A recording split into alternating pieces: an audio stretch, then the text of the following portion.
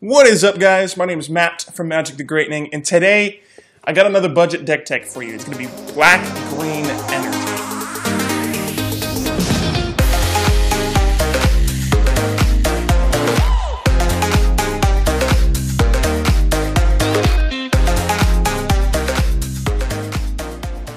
Well, this is the deck you guys voted on, and this is a very common deck. You know, you guys have probably easily seen the black-green counters deck with things like Verter's Gearhulk, Winding Constrictor, Walking Ballista, Rishkar, stuff like that. But this is a black-green energy, more based on the energy part, and it's actually did very well. So I have decided to start telling you guys what the testing results of my decks are, because a lot of you say, oh, why don't you upload video of MTGO? I don't play MTGO. I actually play like the version in real life, you know, where you play with cards and stuff. And I don't have the equipment to record that kind of stuff right now. I don't have the money to buy it. And even if I did, I don't have the editing skills to make it look good or things like that. But hopefully I will get there. Anyway, this is black-green energy. One last thing before we get into the video, go ahead and hit that like button if you enjoyed the video. Subscribe if you are new. And please vote for next video's deck tech up in the right-hand corner, the little eye icon. Click on that, and the poll will come out. I'm only going to have 3 decks this time. It's not that I'm not running out of ideas. It's just because I want to show these decks off because they are very good. Trust me on that. Let's start with the creatures, specifically the 2-drops. We're playing a lot of 2-drops. We're going to play 4 Glint Sleeve Siphoner, 4 Longtusk Cub, 4 Thriving Rats, and 4 Winding Constrictor. Glint Sleeve Siphoner is a very good turn 2 play, even over Winding Constrictor. First of all, it gets the energy when it enters, and whenever it attacks, which is very relevant in this deck, and I will get to why. Second of all, it's a 2-1 with Menace, which is very good early in the game, because you'll have to put out 2 blockers, and then you can choose which one you want to trade with, or, you know, whatever. Thirdly, it gives you card advantage, something that this deck kind of needs. And Glint Sleeve Siphoner is the only one that does that. So yeah, Longtusk Cub, again, is a no-brainer. Very strong card. Not our best card in the deck, I wouldn't say. It's one of the best cards, but not the best card. It can give us energy whenever it deals combat damage, and we could put counters on it. You guys know Longtusk Cub. Thriving Rats is a very worse version of Longtusk Cub, but it gets you 2 energy when it enters, and you can pay 2 energy whenever it attacks and give it a 1/1 counter. Not too bad of a turn 2 play, but the other 3 2-drops we would want to be playing on turn 2. And Winding Constrictor is one of the best cards, if not the best card in the deck. Not only does it give you extra energy, so let's say you play Winding Constrictor turn 2, turn 3, maybe you play Glint Sleeve Siphoner, enters with 2 energy, and then whenever Glint Sleeve attacks, it gives you 2 energy instead of 1. Very good with Glint Sleeve Siphoner and a few other things in the deck. Also, we're playing a lot of +1/+1 counters. We'll get there in a moment with those type of things. I mean, Longtusk Cub, Thriving Rats. So Winding Constrictor is very good in that regard too. All right, let's play the 2 game-ending creatures, or not play, but look at the 2 game-ending creatures for us. We're going to play 3 copies of Bristling Hydra and 2 copies of Demon of Dark Schemes. Bristling Hydra is very good against control if you can resolve it, because they will no longer be able. You're going to have at least 3 energy in the entire game, or at least keep 3 energy up for Bristling Hydra. If this resolves against control, it's devastating to them. They really can't do anything about it, and it can't get removed by things like Ulamog. You know, obviously if you give it hexproof in response. It's just very good against control decks right now. So if you are able to resolve a Bristling Hydra, just be smart about it when you want to play your Bristling Hydra. If you're able to resolve it, control decks might just scoop it up, or they can't really do anything about it, and you're just going to be bashing with the 4/3 every turn.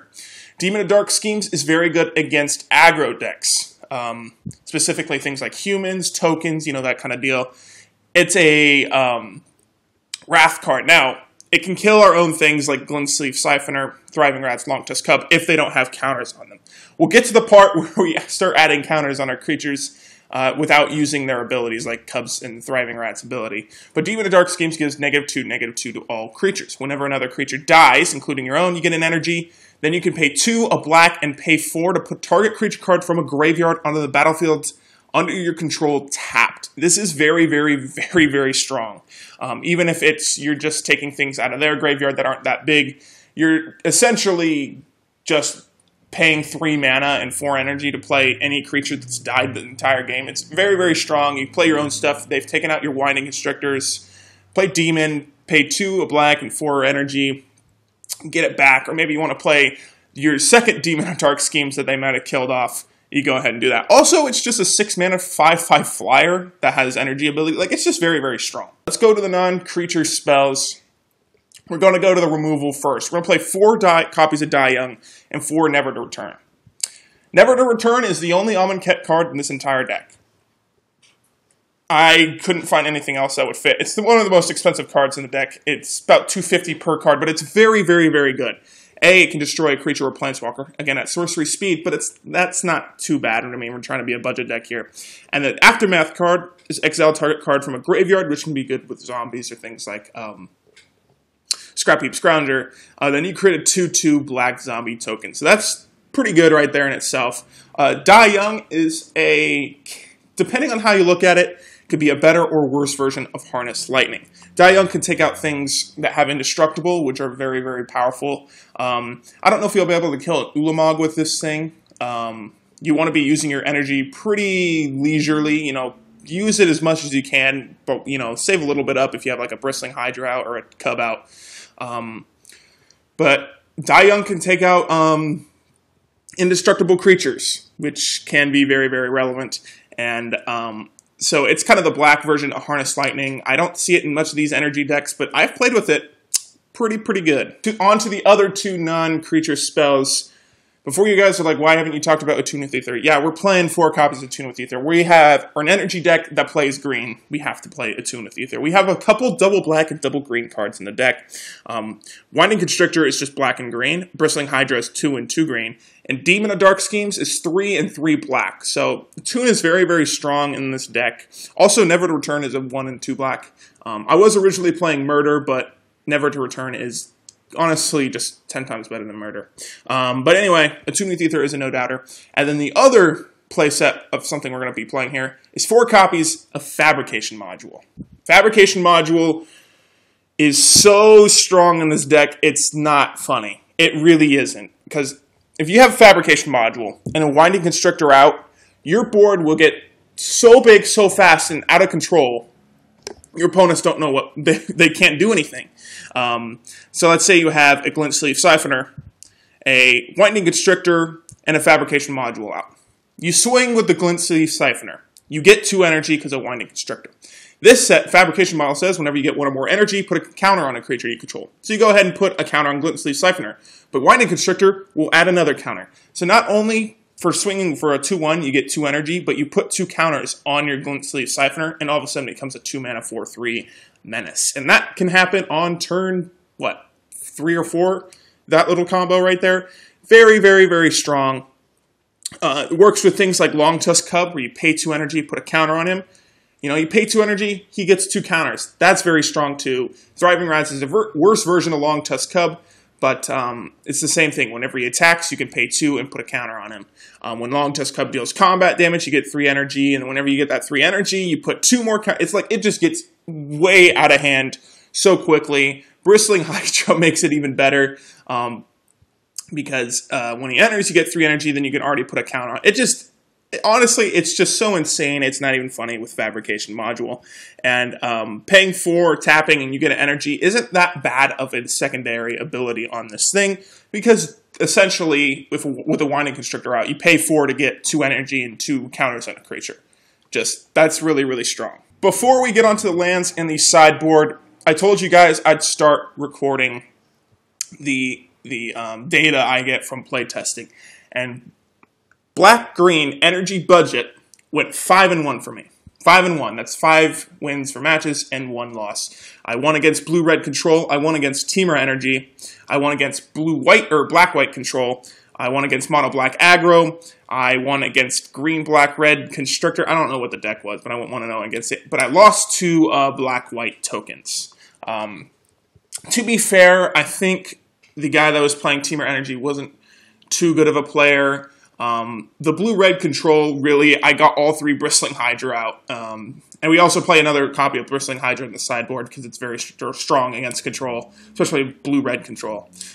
So, blue-red control, 1-0, Team Energy, black-white control, mono-black aggro. It wasn't a zombies deck, it was a mono-black aggro. It was a weird deck.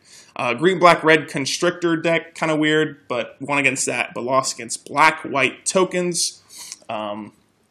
Mostly to Westville Abbey. But anyway, that is the record 5-1. I'm usually going to test like 6-ish games, 5, 6, 7 games with the deck, and then tell you guys what I went up against, how I won, you know, stuff like that. So if you guys have any questions about how those games went, I could gladly tell you what I remember below. But yeah, 5-1. Don't expect to go to your FNM and go 5-1 every single time. It's a budget energy deck.